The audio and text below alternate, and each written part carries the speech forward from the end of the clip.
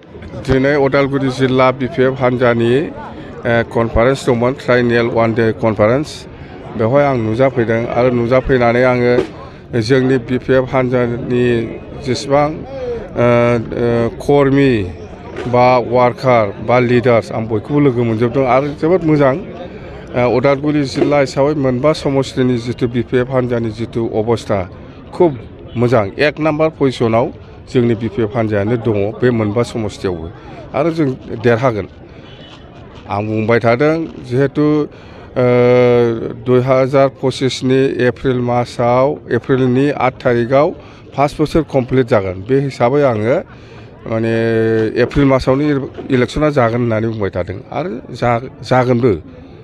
5 बोसोर कमप्लिट जागोन आरो जोङो बिपिएफआनो एबसुलेट सिंगेल मेजरिटि मोननानै सरकार दागोन। बुंखानांगोन ना, भुल दा खालाम।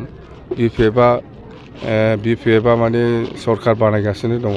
साराय बोसोर एथ' खस्थ' खालामनानै बिपिएफ दलखौ बिपिएफ हान्जाखौ लाखिबोबाय। दिनैसो जुदि सोरबा जोंखौ गाज्रि मोननानै दल सोलायोबा बियो गावखौनो नस्थ' खालामनानै लानाय जागोन होनना बुंदों बे जोंनि कर्मिफोरखौ। मिथिबाय? बारा गोबाव गैखाला जिहेतु इलेक्सना, बे हिसाबै आं बुंदों ओंखायनो नस्थ' खालामनानै लानो नाङा।